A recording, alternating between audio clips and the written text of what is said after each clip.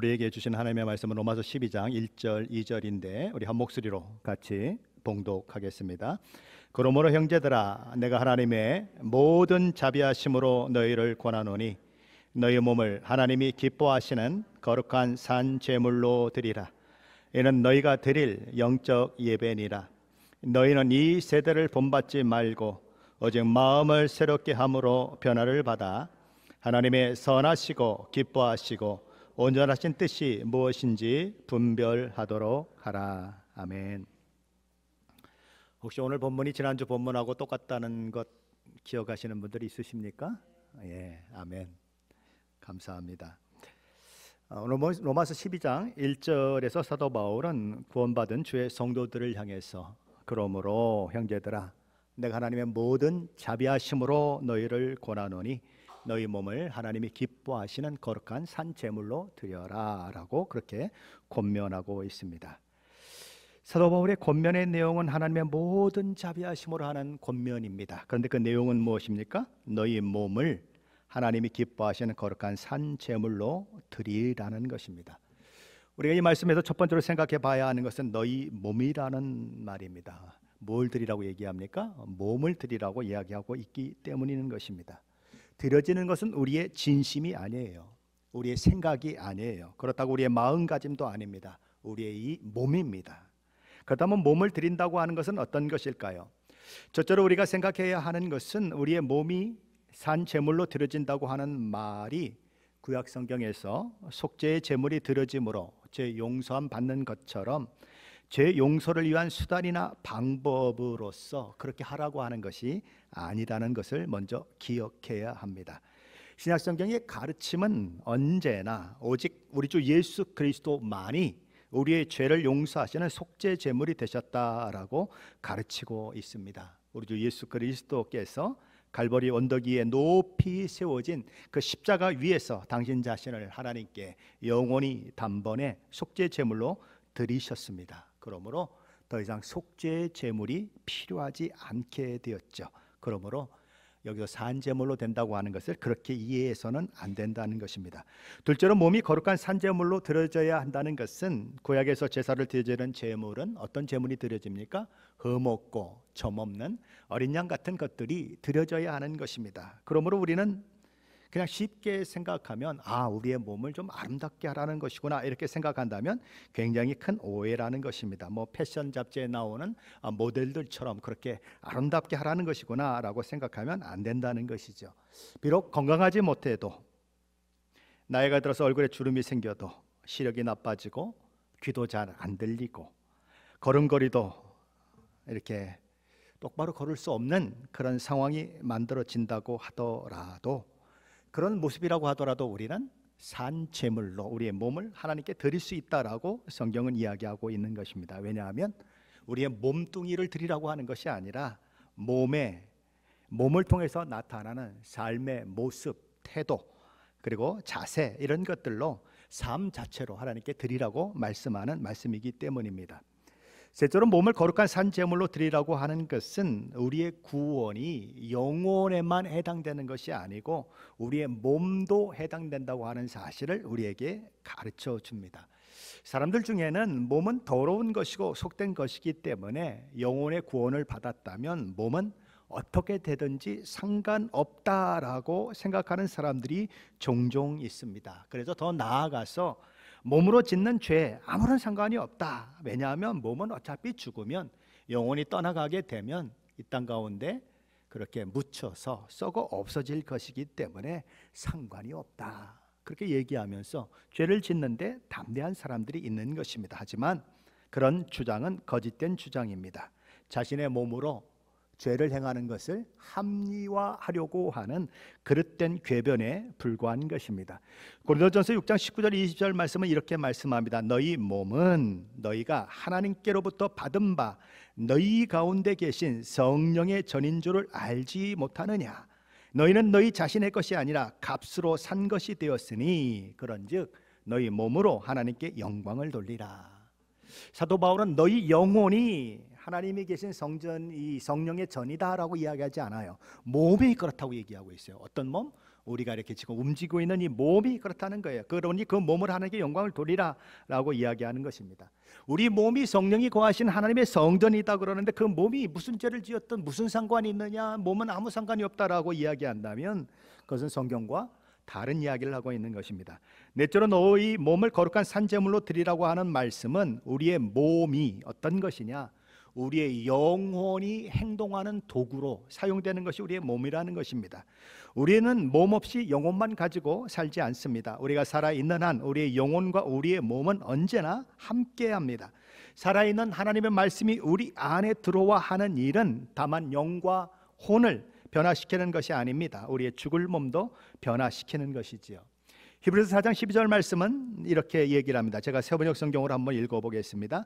하나님의 말씀은 살아있고 힘이 있으며 어떤 양날 칼보다도 날카로워서 사람 속을 꿰뚫어 혼과 영을 갈라내고 관절과 골수를 갈라놓기까지 하며 마음에 품은 생각과 의향을 가려냅니다. 여기 보면 혼과 영만 이야기하는 것이 아니라 관절과 골수도 얘기합니다. 관절과 골수는 뭐예요? 몸을 구성하고 있는 그런 기관들인 것이죠. 바로 그런 것까지 얘기되고 있는 것입니다. 바로 우리가 구원받은 것은 우리 영혼만 구원받은 것이 아니라 우리 몸까지도 구원받은 것이다. 이 몸으로 살아내는 삶, 그 삶 속에서 우리는 그 몸을 하나님께 드리는 사람이 되어야 한다는 것입니다. 근데 우리의 몸은 어디에 있습니까? 우리 몸은 때로 우리가 원하지 않는 환경 가운데 있을 때가 참 많습니다. 내가 딱 태어나 봤는데 부모님이 그런 분이에요. 내가 딱 태어났는데 부모님이 술고래예요. 그럴 수 있어요. 내가 딱 태어났는데 내가 태어난 장소가 가난에 찌든 장소예요. 내가 딱 태어났는데 내가 태어난 장소가 이슬람이 다스리는 나라이기 때문에 여자로 태어났는데 늘 히잡을 쓰고 다니든지 아니면 차도를 쓰고 다니든지 이런 일들이 일어날 수 있는 거예요. 그거는 내가 어떻게 할 수 없는 환경 가운데 내가 주어지는 거죠. 내가 자식을 낳았는데 자식이 그렇게 말썽 부릴 자식이 날 줄 알았겠어요?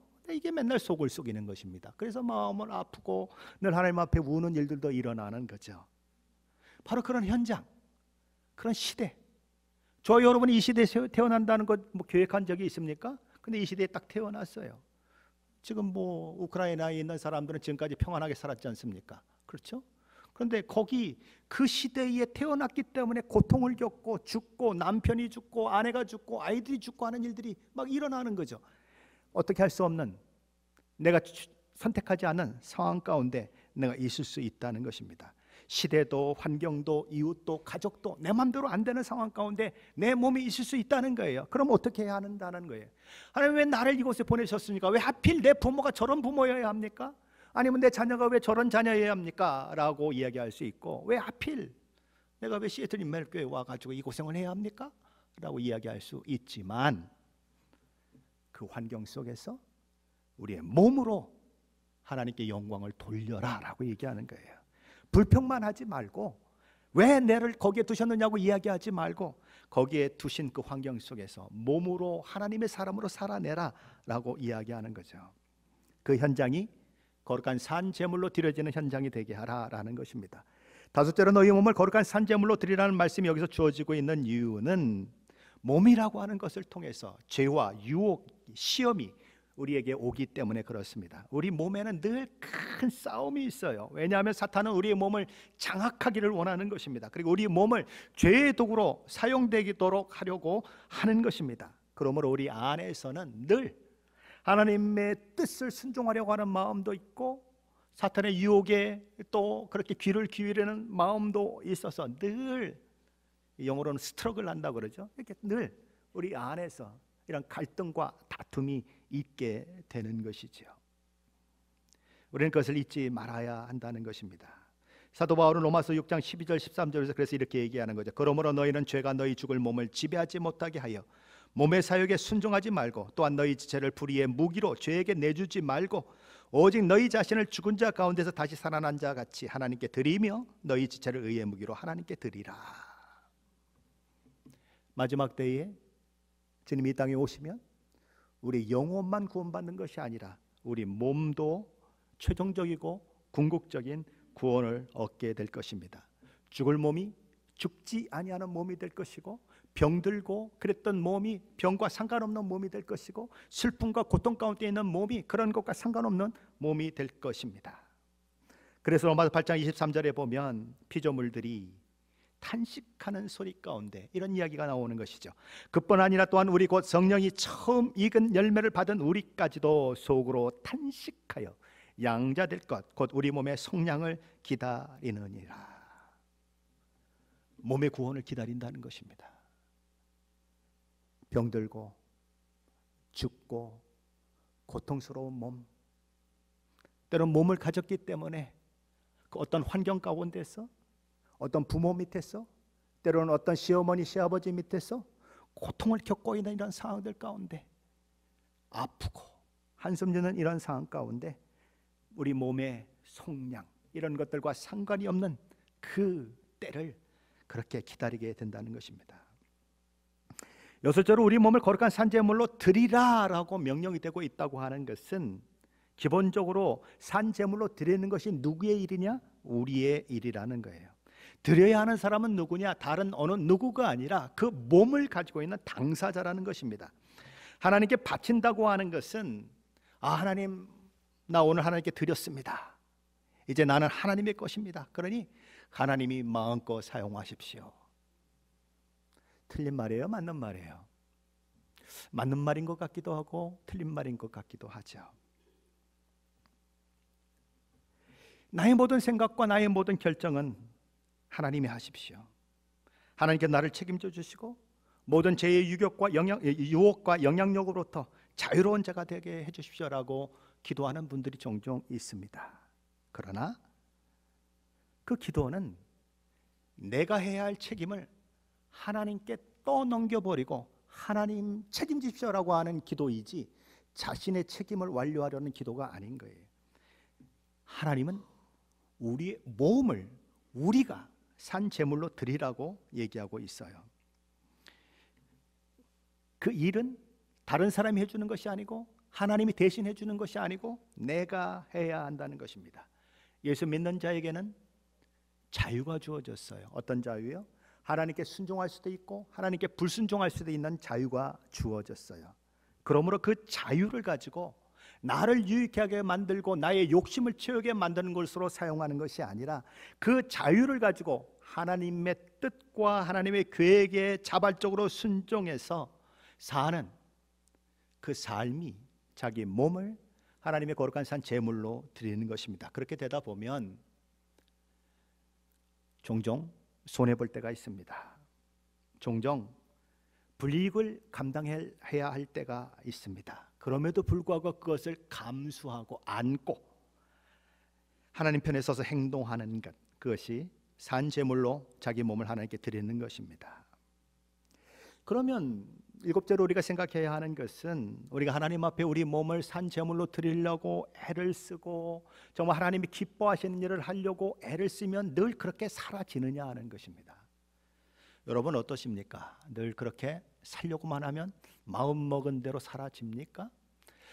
오늘은 가서 내가 누가 무슨 말을 해도 꼭 참고 내가 잘 견뎌야지 하고 갔는데 꼭 그렇게 됩니까? 저는 잘 안 되더라고요. 여러분은 어떤지 모르지만 회사 생활하면서 막 금요일 날 찾아가가지고 한 2시간 3시간을 울어요. 하나님 앞에. 하나님, 내가 이것밖에 안 되네요. 내가 어저께 회사에서 회사 상사하고 이러이러한 일이 있어가지고 그 상사가 너무 미워요. 너무너무 미워요. 하나님, 어떻게 하면 좋아요? 내 미움의 마음을 좀 제거해 주세요. 그리고 내가 내일 가서는 웃는 얼굴로 우리 상사를 다시 보게 해주세요. 그러고 월요일 날 출근했는데 딱 갔더니 말 한마디 딱 던지는데 이 오장육부를 다 뒤집어 놓는 말을 한단 말이죠. 그래서 다시 용서가 안 되는 거예요. 그게 또 힘들어요. 그럼 또 금요일 날 가서 또 울어요. 저만 그래요? 여러분 안 그래요? 죄를 이기고 싶은 마음이 있는데, 죄를 정복하고 싶은 마음이 있는데 종종 그러지 못한다는 거예요. 넘어지고 자빠지고, 어제 또 똑같은 것 때문에 넘어졌는데 오늘 또 그 일 때문에 넘어지는 내 모습을 보면서 내가 왜 그렇게 한심한지, 내가 정말 예수 믿는 게 맞는지, 내가 시애틀 임마누엘 교회의 목사가 맞는지, 이런 생각을 하게 된단 말이죠. 끊임없이 실패하고 좌절하고 소원은 있고 열망은 있는데 이루지 못하는 내 모습을 보면서 하나님, 이게 어떻게 된 일입니까? 내가 그토록 하나님의 도우심을 구하고 시험을 이기게 해달라고 기도했는데 왜 제가 이 상황, 이 처지에 떨어져 있는 거죠? 나는 너무 한심해요. 나는 아무런 소망이 없는 자예요 라고 통곡하고 좌절하고 한숨 짓고 울고 하는 일들이 우리 삶 가운데 있을 수 있다는 것입니다. 그러면 넘어지고 자빠져서 울고 통곡하고 한숨 지으면 끝난 것일까요? 소망이 없는 것일까요? 아니요. 오히려 울고 있기 때문에, 자신의 한심함 때문에 통곡하고 있기 때문에 그 사람은 소망이 있는 것입니다. 왜요? 포기한 사람은 그렇게 울지 않아요. 자포자기한 사람은 울지 않아요. 박영석 목사님이 로마서 강해에서 빅터 프랭클린이라고 하는 정신과 의사가 쓴 죽음의 수용소라는 책을 인용하고 있는데, 이 빅터 프랭클린이라고 하는 사람은 제2차 대전 당시에 아우슈비츠 수용소에 갇혀 있다가 살아남은 몇 안 되는 사람 중에 한 사람인데, 정신과 의사였기 때문에 그 속에서 일어나는 일들을 보통 사람이 보는 것과는 다른 시각으로 보았고 그것을 책으로 옮겨 놓았어요. 매일매일 수용소에서는 사람들이 죽어나갔습니다. 끊임없이 노동력이 착취당하는 그런 일들이 있었어요. 그리고 노동을 할 수 없다라고 판정이 되는 사람들은 즉각 게스실로 끌려가서 죽여버리는 그런 일들이 있었다는 거죠. 그러니 밥도 제대로 못 먹고 또 뭐 음식도 제대로 주지 않고 이런 상황들 가운데 영양실조에 걸린 데다가 하루 종일 중노동에 시달린 그 몸을 가지고 있는 이 포로 수용소에 있는 사람들은 어떻게 해요? 힘이 없는 거죠. 그런데 힘이 없어서 일을 못한다고 하는 그것을 드러내기만 하면 어떤 상황이 벌어집니까? 가스실에 끌려가서 죽어야 돼요. 그러니까 아침마다 일어나서 자기가 막 힘이 있다는 것을 막 보여주려고 그러는 거예요. 나 아직도 일할 수 있다는 걸 자꾸 보여주려는 거예요. 왜요? 살려고 하는 그런 소망이 내 속에 있으니까 어떻게든 살아야 하니까, 나 아직 일할 수 있다고 그냥 온몸은 다 망가져서 도무지 일할 수 없는 상황인데도 그렇게 아침마다 자기를 막 일할 수 있다고 보여주려고 애를 쓴다는 거죠.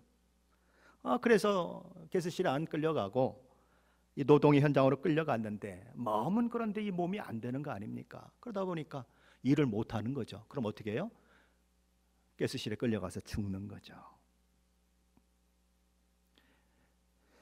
이런 모든 일들이 끝났어요. 그리고 그 중에서 얼마의 사람들이 그 고통과 아픔의 현장을 다 경험한 사람들이 살아서 이제 밖으로 나오게 되었습니다. 사람들이 이렇게 질문을 던졌어요. 어떻게 그런 상황에서 버틸 수 있었습니까? 어떻게 그런 상황을 이길 수 있었습니까? 그들이 이렇게 답을 했습니다. 눈물과 한숨으로 버텼습니다. 빅터 프랭클린은 정신과 의사로서 이런 얘기를 합니다. 어떤 일이 일어났을 때, 어떤 고통스러운 상황이 있을 때 눈물을 흘리고 한숨을 내쉬는 사람은 소망이 있습니다. 그런데 오히려 실실 웃고 그냥 그러는 사람은 소망이 없습니다 라고 얘기합니다. 제가 이 포로 수용소에서 살펴보니까 채찍을 때려도 실실 웃는 사람들이 있더래요. 가스실에 끌려가는데도 실실 웃는 사람들이 있더래요. 마치 미친 사람처럼. 이미 삶을 포기한 사람은 실실 웃더래요. 그리고 결국 그렇게 생을 마감하더래요. 그런데 울고 한숨 짓고 고통스러워하고 왜 이런 일이 내게 일어났냐고 소리치는 사람들이 나중에 보니까 살아남는 소수의 사람들 중에 포함이 되어 있다는 거죠. 우리가 산 제물로 하나님 앞에 드려지는 그 일들도 우리의 실패, 우리의 넘어짐 이런 것들을 통해서 우리가 참 눈물을 흘리고 한숨 짓고 하는 일들이 있고 그렇게 울 수밖에 없는 그런 일들이 있지만 그 사람이 뭐예요? 소망이 있다는 거예요. 왜냐하면 눈물을 흘리고 한숨 짓는다고 하는 것은 자기 가슴을 치며 하나님 앞에 정말 나는 한심한 사람입니다 라고 이야기하는 이유는 포기하는 것이 아니라 하나님 앞에 살려고 하는 몸부림이기 때문에 그렇습니다. 하나님 아버지, 나도 내가 용서되지 않습니다. 난 아무리 봐도 소망이 없는 자임에 틀림없습니다 라고 고백은 하고 있지만 그 속에는 탕자를 받아주신 하나님에 대한 소망이 있는 거죠. 그럼에도 불구하고 내가 너를 포기하지 않는다고 하는 말씀이 그 가슴 속에 있는 거예요. 그래서 울며 절망하면서도 다시 하나님 앞에 나아가서 다시 일어서는 그런 일들이 일어난다는 거죠. 그래서 많은 신앙의 사람들은 하나님 앞에 나오면 자랑과 기쁨, 하나님 나 이만큼 살았어요 라고 하는 말보다는 늘 하나님 나는 죄인입니다 라고 고백하는 일들이 있게 된다는 것이죠. 그래서 이런 찬양을 부르게 되는 것입니다. 인애하신 구세주여 내가 비오니 죄인 오라 하실 때에 날 부르소서. 주여 주여 내가 비오니 죄인 오라 하실 때에 날 부르소서. 찬송가 280장 1절에 이렇게 되어 있습니다. 천부여 의지 없어서 주 앞에 옵니다. 주 나를 박대하시면 나 어디 가리까. 박대당할 사람인 것을 알고 있어요. 형편없는 것을 알고 있어요. 그러나 주님은 나를 박대하시는 분이 아니시기 때문에 나는 하나님 앞에 나아갑니다 라는 거예요. 그래서 울면서도 하나님 앞에 있게 되는 사람은 소망이 있다는 것입니다. 근데 하나님 앞에 우는 마음도 없어요. 하나님 앞에 내가 한심한 사람이라는 생각도 없어요. 와, 난 그냥 뭐 언제나 행복하고 기쁨이 넘쳐요. 난 다른 사람들 이해가 안 가. 어떻게 그렇게 그냥 찡그리고 다니는지 도대체가 이해가 안 가. 왜 교회 오면 울어요? 울 일이 뭐가 있어요? 내 마음은 이렇게 기쁨이 넘치는데 라는 사람이 있다면 어쩌면 그 사람은 인생을 제대로 알지 못하든지 신앙의 길을 제대로 안 가고 있든지 그런지도 모르는 거예요. 왜냐하면 우리 인생이 그렇게 만만하지 않기 때문에 그래요. 우리 인생이 그렇게 내 생각대로 사라지지 않아요. 그래서 자꾸 하나님 앞에 가면 갈수록, 가까이 가면 갈수록, 하나님의 말씀을 읽으면 읽을수록 답답해지고 내가 너무 한심해지고 그러는 거예요. 그래서 오죽하면 성경 공부 그만했으면 좋겠다는 사람들이 나오잖아요. 왜요? 배우면 배울수록 아는 것 많아지는데 아는 것과 내가 너무 다르다는 것이 너무 힘이 드는 거예요. 그래서 성경 공부 안 했으면 좋겠다는 사람들이 나오는 거예요. 사도 바울은 두 번째로 산제물에 대해서 이야기합니다. 제물을 드리는 것은 구약에서 하나님께서 이스라엘 백성들에게 허락하신 예배의 방식이었습니다. 하나님께서 시내산에서 지시하신 대로 모세를 통해 성막이 만들어지고 아론과 그의 아들들이 대제사장과 제사장으로 세워지고 그리고 그 안에 많은 제사를 드린 기구들이 만들어졌습니다. 그리고 이스라엘 백성들이 하나님이 주시는 그런 방법을 따라서 제사를 드리고 속죄 제물도 드리고 화목제를 드리는 그런 일들이 있었죠. 속죄를 드리기 위해서 사람들이 먼저 양과 소나 비둘기 같은 것들을 제물로 택해야 했습니다. 흠없고 저먹는 것 중에서 택해야 했죠. 그리고 그 제물을 제사장 앞에 가지고 가서 자신의 손을, 오른손을 그 제물의 머리 위에 얹어 놓습니다. 그러면 내가 지었던 죄가 그 짐승에게 전가가 되는 것입니다. 내 죄를 짐승에게 옮겨 놓는 것입니다. 그래서 내가 죽어야 하는데 짐승을 죽임으로써 죄를 이제 그렇게 벌하는 것들이 완료가 되고 속죄가 되는 그런 일들을 주님이 우리에게 그런 희생 제물을 드리는 것들을 통해서 우리에게 주신 놀라운 은혜의 그런 예배가 바로 이 제물을 드리는 것들입니다. 바로 이런 것들은 하나님이 주신 방법대로 해야 하는 거죠. 하나님이 주신 그런 이 여러 가지 도구들이나 그리고 하나님이 하라고 하는 그런 것들을 통해서 해야 하는 것입니다. 그렇게 하지 않으면 이런 모든 것들은 아무런 소용이 없는 것입니다. 자, 그런데 그 제물들은, 죄가 전가된 제물들은 제물로 드려지기 때문에, 그리고 죽고 그리고 번제로 드려지거나 그러기 때문에 한 번 드리면 더 이상 제물이 될 수가 없습니다. 그런데 우리는 어떻게 하라고 얘기합니까? 하나님께서 산 제물로 드리라고 얘기합니다. 산 제물, 살아있는 제물이다라는 거예요. 과거의 제물은 단 한 번밖에 드릴 수 없었지만 우리는 살아있는 한 늘 꾸준히 지속적으로 산 제물로 드려지고 또 드려져야 한다는 것입니다. 날마다 우리의 생각과 우리의 욕심과 욕망을 십자가에 못 박고 하나님 앞에 거룩한 사람으로 살아내는 그 일을 위해서 우리 몸을 하나님 앞에 드리는 일들이 있어야 된다는 거죠. 사도 바울은 고린도전서 15장 31절에서 이렇게 말합니다. 형제들아, 내가 그리스도 예수 우리 주 안에서 가진 바 너희에게 대한 나의 자랑을 두고 단언하노니 나는 날마다 죽노라.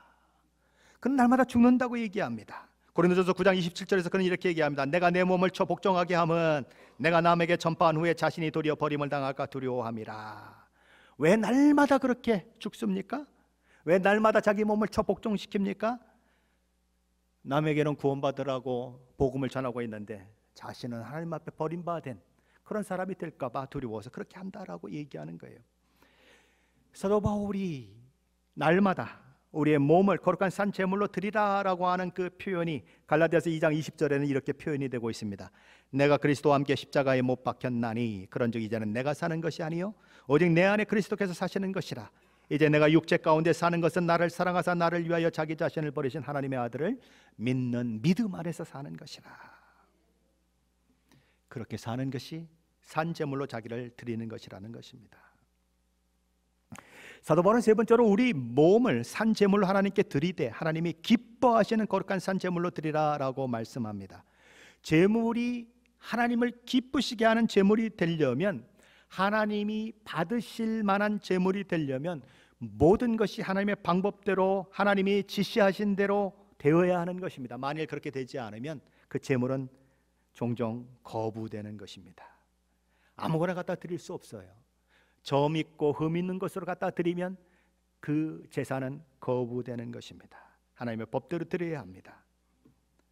만일 화목제물을 드렸는데 화목제물의 고기는 서로 나누어 먹게 되어 있는데 이틀까지는 먹고 그 다음 날까지는 놔두지 말라고 성경이 얘기했는데, 만일 어떤 사람이 화목제물을 드리고 3일째까지 고기를 남겨두는 일이 있다면 어떤 일이 일어날까요? 하나님은 앞에서 드린 화목제물을 받지 않으시겠다라고 얘기합니다. 그러니까 무효되는 거예요. 하나님의 방법대로 하지 않으면 그렇다는 것입니다. 이 나답과 아비후는 하나님이 지정하신 불이 아니라 다른 불을 가지고 하나님 앞에 나아갔다가 죽는 일들이 일어납니다. 왜 그래요? 하나님의 방법대로 하지 않았기 때문에 그래요.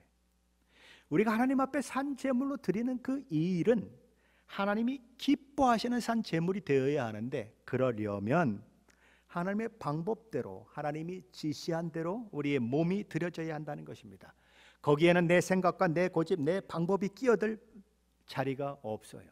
거기는 하나님이 지시하신 대로 해야 하는 것입니다. 우리의 신앙생활도 마찬가지예요. 내 생각대로 내 마음대로 신앙생활하는 것이 아니고 하나님이 말씀하신 대로 하나님께서 지시하신 대로 해야 그 신앙생활이 하나님을 기쁘시게 하는 신앙생활이 되지, 그렇지 않으면 하나님이 기쁘시게 받는 신앙생활이 될 수 없다는 것입니다. 신앙생활을 해도 내 고집대로 하는 분들이 있어요. 내 방법대로 내 경험대로 하는 분들이 있어요. 그러나 내 생각과 내 고집은 언제나 하나님의 말씀 앞에 꺾어져야 하는 것입니다. 사도 바울은 네 번째로 우리 몸을 하나님께 기뻐하는 거룩한 산 제물로 드리는 것이 바로 우리가 드릴 영적 예배다라고 말씀합니다. 오늘 우리의 몸을 하나님이 기뻐하시는 거룩한 산 제물로 드리는 것이 하나님의 예배의 행위다라고 말합니다. 다시 말해서 내 삶 전체가 하나님을 예배하는 삶이 되어야 한다라고 이야기하는 것입니다. 보통 우리는 예배 그러면 여기 교회에 와서 하나님께 예배하는 것만 예배로 생각하는 경향이 있습니다. 그래서 교회 오면은 크리스찬인데 교회 문만 나가면 난 크리스찬이 되는 사람들이 있어요. 바깥에서는 마음껏 자기 마음대로 살고 교회 안에서만 하나님을 예배하는 사람들이 있는 것입니다. 그리고 예배 그러면 그냥 막 예배당 안이 엄청나게 그렇게 웅장하게 잘 꾸며져 있고 딱 들어가기만 해도 벌써 주눅이 드는 것처럼 내 마음이 막 그렇게 가라앉고, 우와, 이게 위세에 눌리는 것 같은 그런 환경들, 그리고 막 파이프 오르간의 연주가 쫙 울려 퍼지고 아주 최고의 코러스로 찬양을 하는 사람들이 막 각종 악기들과 더불어서 찬양을 하고, 앞에서 막 찬양팀이 나와서 뭐 여러 가지 막 것들을 가지고 찬양을 하면 막 내가 막 저절로 막 어깨가 덩실덩실해지고 이런 분위기의 예배. 그리고 설교를 하면 설교가 막 마음속에 쏙쏙 들어오고 내 마음을 막 타치하는 그런 설교가 들려지는 그런 예배를 보통 사람들은 예배다라고 생각합니다. 그것은 기독교인들만 그렇게 생각하는 것이 아니로 세상 사람들도 그렇게 생각해요. 그래서 그 신이 크다고 생각할수록 신전이 어마어마한 규모로 지어지는 것들을 보게 되는 것입니다. 그래서 고대 신전들 보면 뭐 세계 불가사의 하나다라고 할 만큼 그렇게 엄청난 그런 성전들이 있는 것이지요. 요한복음 3장에 보면 우리 주님이 사마리아 지역을 지나가시다 우물가에서 사마리아 여인을 만나 대화를 나누는 장면이 나옵니다. 예수님은 그 여인의 사생활까지도 다 꿰뚫어 보고 계셨어요. 그러자 이 여인이 이렇게 얘기합니다. 주여, 내가 보니 선지자로서이다. 우리 조상들은 이 산에서 예배하였는데 당신의 말은 예배할 곳이 예루살렘에 있다더이다. 사마리아 사람들은 사마리아 그리심 산에서 그리심 성전에서 하나님을 예배해야 한다고 주장했습니다. 반면에 유대 사람들은 하나님이 인정하시고 하나님이 짓게 만드신 성전, 예루살렘에 있는 성전만이 오직 유일한 성전이고 그곳에서 대제사장과 제사장들과 함께 드리는 예배만이 하나님이 받으시는 예배다라고 주장했습니다. 자, 그래서 이 사마리아 여인이 이런 얘기를 하는데 예수님이 이렇게 말씀을 하셨어요. 예수께서 이르시되 여자여, 내 말을 믿으라. 이 산에서도 말고 예루살렘에서도 말고 너희가 아버지께 예배할 때가 이르리라. 아버지께 참되게 예배하는 자들은 영과 진리로 예배할 때가 오나니 곧 이때라. 아버지께서는 자기에게 이렇게 예배하는 자들을 찾으시느니라. 하나님의 영이시니 예배하는 자가 영과 진리로 예배할지니라. 예수님은 그리심산에서 예배하는 그것이 옳다고 하는 주장에 손을 들어주시지도 않으셨을 뿐만 아니라 예루살렘에서 예배하는 것이 옳다고 또 손을 들어주시지도 않았습니다. 예수님의 말씀을 종합한다면 이런 얘기예요. 성전이 없어도 괜찮다. 성전에서 섬기는 대제사장과 제사장이 없어도 상관이 없다.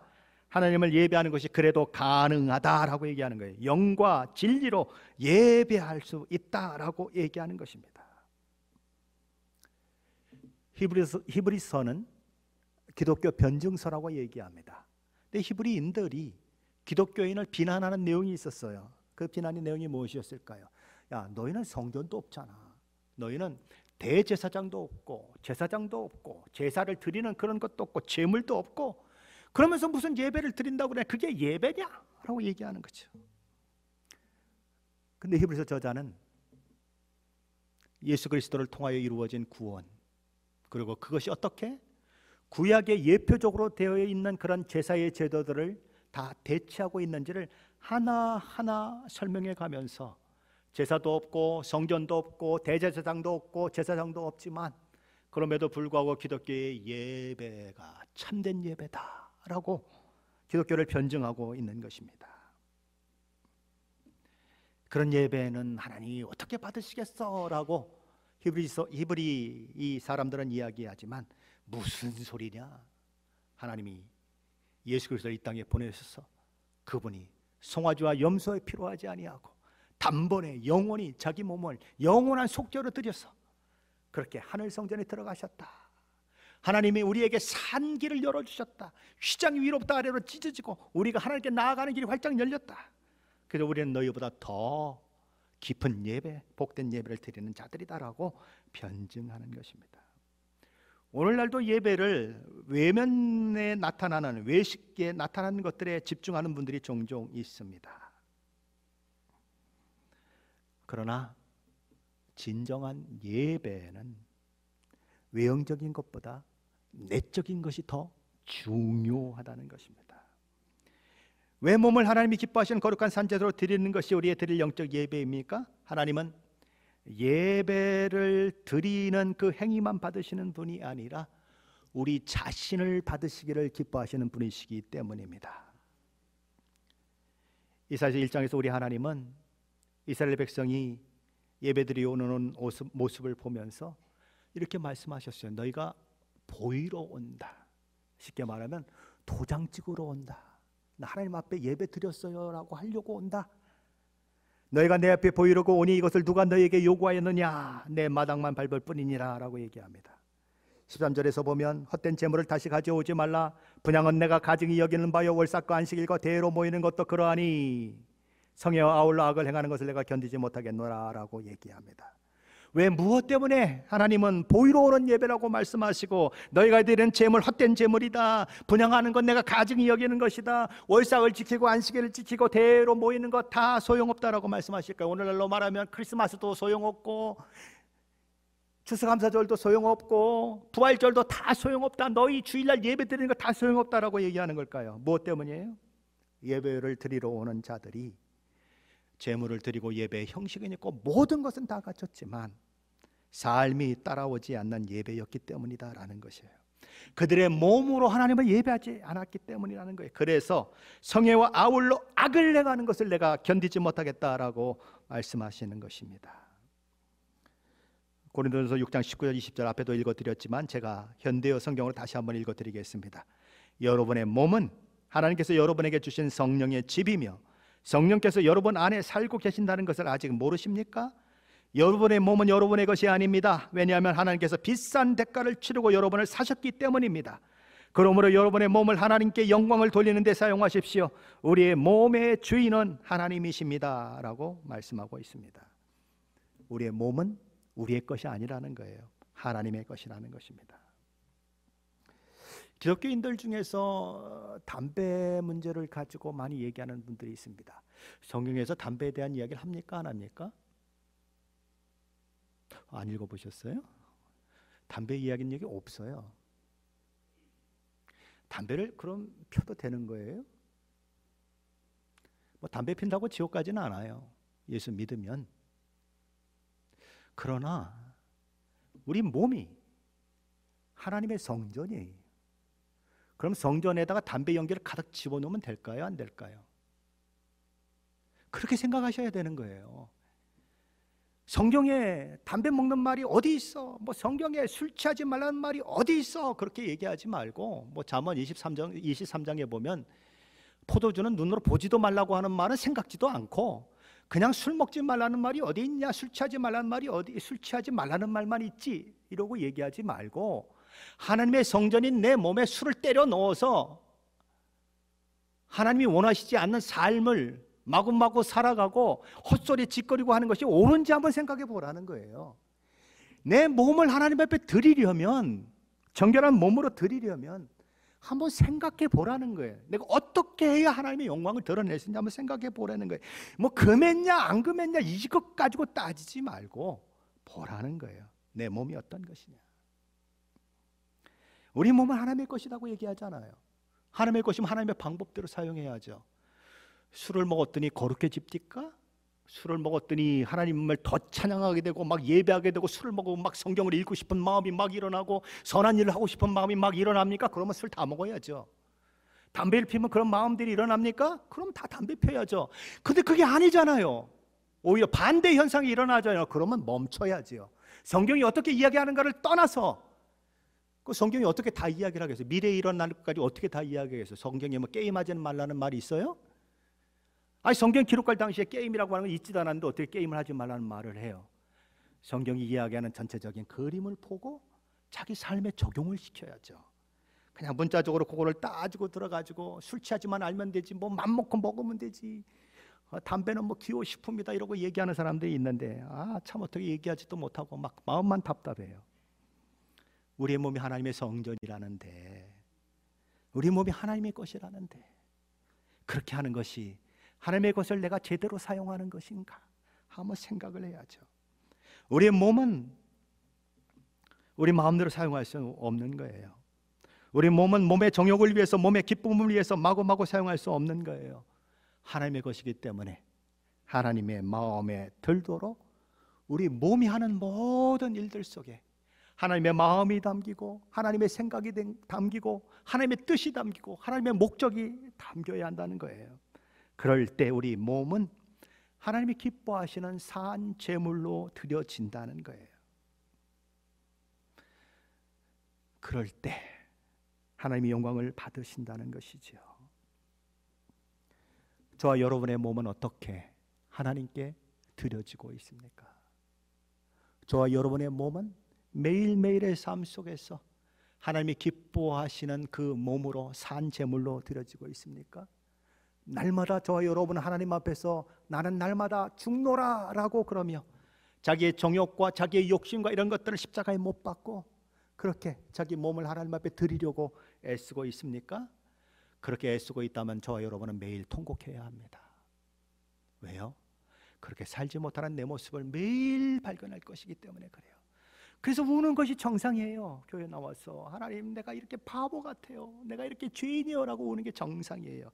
그런데 그렇게 한 번도 살아보지 않고 지멋대로 살다 보면 교회에 오면 그냥 깔깔거리고 그것밖에 없어요. 고통이, 눈물이, 한숨이 있어야 하는 거예요. 왜요?